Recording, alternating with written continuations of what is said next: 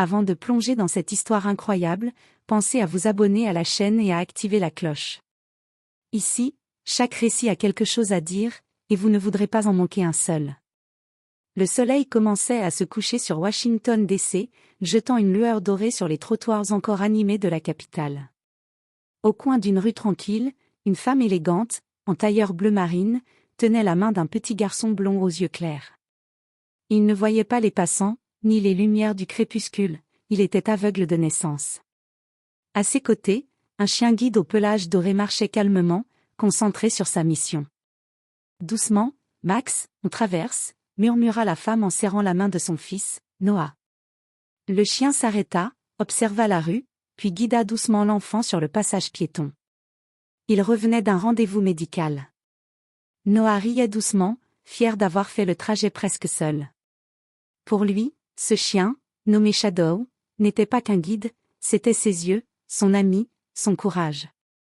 Mais ce jour-là, un simple instant de tranquillité allait virer au cauchemar. Alors qu'il passait devant un parc, deux policiers s'approchèrent. L'un d'eux, grand, mâchoire serrée, fronça les sourcils en voyant l'animal. « Madame, les chiens sont interdits ici. »« Vous devez quitter les lieux immédiatement » lança-t-il d'un ton sec. « Ce n'est pas un chien ordinaire, officier, c'est un chien guide pour mon fils » répondit-elle calmement. Mais l'homme n'écoutait pas. Son collègue, plus jeune, ajouta. « On a eu des plaintes. Vous devez prouver que cet animal est un chien d'assistance. Sinon, il sera confisqué. » Le mot confisqué résonna comme une menace. Noah, troublé par les voix fortes, se mit à trembler, serrant Shadow contre lui. « Maman, ils vont me prendre Shadow ?» Le cœur de la femme se serra. Elle inspira profondément, tentant de contenir la colère qui montait. Ces deux hommes, investis d'un pouvoir qu'ils comprenaient à peine, étaient en train d'humilier un enfant innocent. « Officier, je vous conseille de reculer. Vous êtes en train de violer plusieurs lois fédérales sur le handicap, dit-elle d'une voix ferme. Mais le policier ricana. « Les lois ? Vous croyez qu'on s'en soucie ? Donnez-moi les papiers du chien, ou il part à la fourrière. » Les passants commençaient à s'arrêter, filmant la scène avec leur téléphone. Noah pleurait maintenant, serrant la laisse de son chien. La femme soupira, puis sortit lentement son portefeuille. Elle en sortit une carte dorée, sobre, mais lourde de sens. Elle la tendit calmement vers l'officier. L'homme la prit, regarda distraitement, puis son visage perdit toute couleur. Sur la carte, on pouvait lire. United States District Court Federal Judge Laura Spencer. Le silence tomba instantanément. La foule retenait son souffle. Le policier, qui quelques secondes plus tôt se croyait au-dessus de tout, sentit ses jambes faiblir. Laura posa doucement sa main sur l'épaule de son fils et dit d'une voix glaciale. « Vous venez de menacer le chien guide d'un enfant handicapé et d'insulter une juge fédérale. Croyez-moi, vous allez répondre de vos actes. » Le tonnerre grondait au loin, comme un écho de justice. Car cette nuit-là, ce ne serait pas une simple plainte, mais une leçon de droit et d'humanité que la juge Spencer allait donner au monde entier. Le soir même, le poste de police du district était plongé dans une agitation inhabituelle. Des murmures parcouraient les couloirs, des regards nerveux s'échangeaient entre agents. Personne n'ignorait ce qui s'était passé au parc cet après-midi-là. Personne ne voulait être à la place des deux officiers impliqués. Laura Spencer, droite et impassible, franchit la porte du commissariat avec son fils Noah endormi dans ses bras et Shadow, le chien guide, marchant silencieusement à ses côtés. Son visage ne trahissait aucune émotion, mais ses yeux, froids comme la justice qu'elle incarnait, parlaient d'eux-mêmes. Chaque pas qu'elle faisait semblait peser sur le sol comme une sentence à venir. « Madame, vous ne pouvez pas entrer ici avec un chien », tenta maladroitement un jeune agent à l'accueil. Laura tourna lentement la tête vers lui. « Vous voulez être le troisième à violer la loi fédérale aujourd'hui ?» Le policier avala difficilement sa salive. « Non, madame. » « Bienvenue. » Elle entra dans la salle d'interrogatoire où l'attendaient les deux responsables de l'incident, l'officier Daniels, celui qui avait menacé de confisquer le chien, et son partenaire, le sergent Miller. Tous deux se levèrent en la voyant, visiblement mal à l'aise. « Juge Spencer, c'est, » Un malentendu, commença Daniels, la voix hésitante. Laura déposa calmement son fils sur une chaise, puis s'assit face à eux. Un malentendu? Vous avez crié sur un enfant aveugle, tenté d'enlever son chien d'assistance, et ignoré la loi fédérale sur l'Americans with Disability Act. Je vous écoute, officier. Quelle partie de la compassion vous échappe? Le silence tomba. Daniels chercha ses mots. On pensait que c'était un animal non autorisé. Il n'avait pas de gilet officiel. Laura haussa un sourcil. Vous pensiez. Vous n'avez rien vérifié. Vous avez agi par instinct, par arrogance. Et pendant ce temps, un enfant pleurait dans la rue. Le sergent Miller prit la parole, visiblement plus sincère. Madame, je reconnais qu'on a mal agi. Je n'ai pas su arrêter mon collègue à temps. J'en assume la responsabilité. Laura le fixa quelques secondes avant de hocher lentement la tête. C'est déjà un début. Mais ce n'est pas suffisant. Vous savez ce que c'est, pour un enfant aveugle, d'entendre qu'on va lui arracher son seul repère au monde? Elle posa une main douce sur la tête de Noah, qui dormait paisiblement. Ce chien lui permet d'aller à l'école, de traverser la rue, de se sentir libre. Et aujourd'hui, vous avez failli briser cette confiance. À cet instant, le chef de la police, un homme robuste nommé Capitaine Howard, entra dans la pièce. Juge Spencer, je vous présente mes excuses au nom du département. Une enquête interne sera ouverte. Laura se leva, regardant les trois hommes droit dans les yeux. Capitaine Howard, ce n'est pas seulement une question d'excuses. C'est une question d'éducation, de respect et de justice. Je compte bien m'assurer que chaque officier de cette ville comprenne les lois qu'il est censé défendre. Puis, d'un ton plus bas mais tranchant. Et croyez-moi, je ne laisserai pas cette affaire disparaître dans un simple rapport. Elle ramassa ses affaires, caressa doucement Shadow et quitta la pièce. Le silence qu'elle laissa derrière elle pesa lourdement, un mélange de honte, de peur et de respect. Même les policiers les plus endurcis savaient que lorsqu'une juge fédérale promettait justice, ce n'était pas une menace, mais une certitude. Sur le chemin du retour, Laura observa son fils endormi dans le rétroviseur. « Tu n'as rien à craindre, mon ange. Cette fois, c'est moi qui vais leur ouvrir les yeux. » Le lendemain matin, Washington s'éveilla sous un ciel gris et lourd. Mais ce n'étaient pas les nuages qui pesaient sur la ville, c'était la colère du peuple. Dans les bureaux des journaux, dans les écoles, sur les réseaux sociaux, une vidéo faisait le tour du pays. Filmée par un passant, elle montrait deux policiers hurlant sur une femme et un enfant aveugle, tentant d'arracher la laisse d'un chien guide. Et le moment où la femme révélait sa carte, la voix glaciale disant « Vous venez d'humilier un enfant aveugle, et une juge fédérale. » En quelques heures, le clip devint viral. Débat télévisé, appel à la démission, tout s'enflamma. Justice for Noah et Respect Disability Rights grimpaient en tête des tendances. Le visage du petit Noah, serrant son chien, fit la une de tous les journaux. Pendant ce temps, Laura Spencer observait le tumulte depuis son bureau de la Cour fédérale. Les rideaux tirés, un café froid à la main, elle lisait les commentaires qui défilaient à l'écran. Certains l'appelaient héroïne, d'autres menaces pour la police. Mais elle ne cherchait ni gloire, ni vengeance. Elle voulait une leçon, une qui durerait. Le téléphone sonna. C'était le capitaine Howard. Juge Spencer, la situation nous échappe. Les médias harcèlent mes officiers.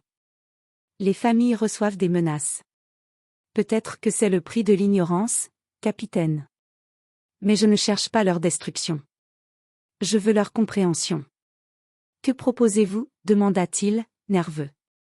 Laura prit une inspiration lente. Une audience publique. J'y témoignerai. Je veux que le département de police soit formé, devant témoins, aux droits des personnes handicapées. Pas dans l'ombre. Devant le peuple. Le capitaine resta silencieux quelques secondes avant de répondre.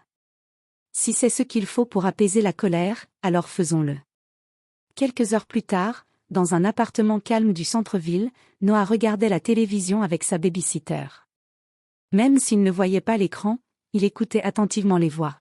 « Maman est à la télé ?» demanda-t-il doucement. « Oui, mon cœur. Tout le monde parle d'elle. Est-ce qu'ils vont prendre Shadow? Non, mon chéri. Grâce à ta maman, plus personne ne fera ça. Shadow posa sa tête sur les genoux de l'enfant, comme pour confirmer les paroles de la jeune femme. Noah sourit. Il ne savait pas à quel point son histoire venait d'émouvoir une nation entière. 2 jours plus tard, Laura se tenait devant les caméras, sur les marches du tribunal fédéral. Son visage était calme, mais sa voix portait la puissance d'une conviction profonde.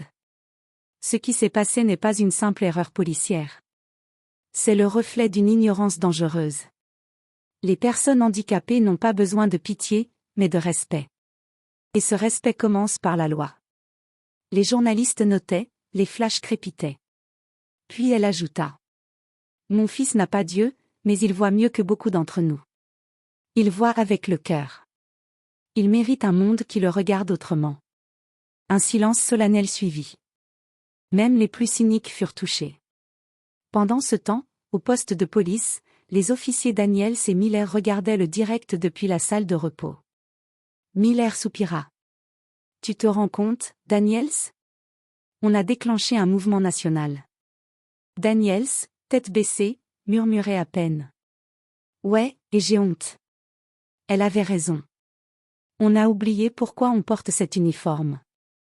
Ce soir-là, les appels du public, les lettres de soutien, les dons pour les associations d'aide aux enfants aveugles affluèrent par milliers. Mais au cœur de cette tempête médiatique, Laura savait qu'une bataille bien plus grande se préparait, celle du système, pas seulement de 2 hommes. Car elle avait vu dans les regards, entendu dans les excuses, une vérité inquiétante. Ce n'était pas une erreur isolée. C'était un symptôme. Et elle, juge fédérale, mère d'un enfant aveugle, comptait bien réécrire la loi du respect. Le matin de l'audience approchait, et le ciel semblait s'être couvert à l'image des tensions qui couvaient dans les hautes sphères. Ce jour-là, la juge Laura Spencer n'affrontait plus seulement 2 policiers ignorants. Mais tout un système décidé à protéger ses propres fautes. Dans la salle de conférence du maire de Washington, les rideaux étaient tirés, les voix basses mais tendues. Autour de la table, se tenaient le maire Robert Linton, le chef de la police Howard, et le président du syndicat policier, un homme massif nommé Frank DeLuca. Un silence pesant précéda les premiers mots. Messieurs, cette affaire est en train de nous exploser à la figure, déclara le maire, le ton sec. Une juge fédérale contre notre police? Ce n'est plus un incident, c'est un désastre politique. DeLuca croisa les bras, visiblement agacé. Tout ça à cause d'un chien et d'un gamin aveugle. On parle d'une bavure médiatique, pas d'un crime. Howard, lui, resta calme mais ferme. Ce n'est pas juste un gamin, Frank. C'est le fils d'une juge. Et cette femme a raison. Nos hommes ne connaissent pas la loi sur le handicap. Si on continue à l'ignorer, c'est nous qui serons jugés. Le maire tapa du poing sur la table. Ce que je veux, c'est que cette histoire se tasse. Pas d'audience publique. Pas de caméra. On présentera des excuses officielles, et on passera à autre chose. Mais il ignorait que Laura Spencer avait déjà prévu bien plus que cela. Pendant ce temps, dans son bureau, Laura préparait ses dossiers. Sur la table, plusieurs documents officiels, des plaintes d'autres familles handicapées, ignorées depuis des années. Chaque témoignage racontait la même histoire, discrimination, refus de chien guide, humiliation. Des voix réduites au silence par la bureaucratie. Elle ferma un instant les yeux. L'image de Noah lui revint, serrant Shadow au milieu de la rue, en larmes. Ce souvenir était devenu sa force. Elle prit une profonde inspiration et composa un numéro. Agent Carter? Ici la juge Spencer. Oui, madame. Nous sommes prêts pour demain. L'audience aura lieu au tribunal fédéral, retransmise en direct. Très bien. Et assurez-vous que chaque département de police du pays y soit connecté. Cette leçon ne doit pas s'arrêter à Washington. Le soir même, un homme frappa discrètement à la porte de sa maison. C'était le capitaine Howard, visiblement troublé. Juge Spencer, je devais venir en personne. Le maire veut annuler l'audience. Il dit que ce sera mauvais pour l'image de la ville. Laura esquissa un sourire froid. L'image de la ville? Ce n'est pas son image qui compte, capitaine. C'est celle que Noah a du monde. Et je refuse qu'il grandisse dans un pays où on punit la différence. Howard baissa les yeux. Vous avez raison. Et vous aurez mon soutien demain. Peu importe les conséquences. Le lendemain matin, la salle d'audience débordait de journalistes, d'étudiants, de familles et de policiers. Les caméras tournaient. Le drapeau américain flottait dans un silence respectueux. Et lorsque Laura Spencer entra, tous se levèrent. Elle prit place derrière le banc, ajusta ses lunettes et parla d'une voix claire. Aujourd'hui, il ne s'agit pas d'un procès. Il s'agit d'une leçon. Une leçon de loi, d'humanité et de conscience. Elle se tourna vers le public. Dans notre société, trop de personnes sont jugées non pour leurs actes, mais pour leurs différences. Mon fils, aveugle, a été traité comme une infraction. Cela ne peut plus durer. Son discours résonnait comme une prière, mais aussi comme un avertissement. Puis elle fit venir à la barre l'officier Daniels. L'homme tremblait. Officier, comprenez-vous pourquoi vous êtes ici? Oui, madame la juge. Pour avoir manqué de respect, et ignoré la loi. Non, répondit-elle calmement. Vous êtes ici pour comprendre ce que votre ignorance coûte à un enfant. Elle lui tendit une bande de tissu noir. Mettez-la sur vos yeux. Et maintenant, marchez jusqu'à la sortie, sans aide. Un murmure parcourut la salle. Daniel hésita, puis obéit. À peine eut-il fait 2 pas qu'il buta contre une chaise. La peur, le désarroi, la perte de repère. Vous sentez cela, officier? Cette panique? C'est le quotidien de mon fils. Et de milliers d'autres. C'est pour cela que la loi existe. Le silence était total. Même les caméras semblaient s'être arrêtées. Lorsque l'audience prit fin, des larmes coulaient sur les visages. Laura se leva lentement, caressa la tête de Shadow, et ajouta. La justice ne voit pas avec les yeux, mais avec le cœur. Ce jour-là, le pays entier comprit ce que ces mots signifiaient vraiment. Une semaine avait passé depuis l'audience. Dans tout le pays, la vidéo du policier marchant à l'aveugle, trébuchant dans le silence d'une salle pleine, avait bouleversé des millions de spectateurs. Les journaux titraient. La juge qui a ouvert les yeux de l'Amérique. Noah et son chien guide, la leçon d'humanité qui a changé la loi. Mais derrière les projecteurs, dans la maison paisible des Spencer, la vie reprenait doucement son cours. Noah riait de nouveau. Il caressait Shadow, qui remuait la queue, heureux d'avoir rendu son petit maître fier. Laura les observait depuis la cuisine, un café chaud à la main. Elle sourit. Pour la première fois depuis longtemps, elle se sentit en paix. Pourtant, une dernière bataille restait à livrer. Ce matin-là, Laura se rendit au Capitole, invitée à comparaître devant la Commission fédérale des droits civiques. Là, entourée de sénateurs et de représentants, elle allait défendre une proposition. Le Noah Act, une loi visant à renforcer les sanctions contre toute discrimination envers les personnes handicapées et leurs chiens d'assistance. La salle était comble. Des caméras retransmettaient l'événement en direct à travers le pays. Laura s'avança lentement vers le pupitre, son dossier à la main. Son visage était calme, mais sa voix, chargée d'émotion, vibrait de vérité. Ce projet n'est pas le mien. Il est celui d'un petit garçon de 6 ans qui n'a jamais vu la lumière, mais qui m'a appris à regarder autrement. Il m'a appris que la justice, ce n'est pas seulement punir. C'est protéger. Ce n'est pas brandir la loi, c'est lui donner un visage humain. Elle marqua une pause, les yeux légèrement humides. Ce chien guide n'est pas un animal.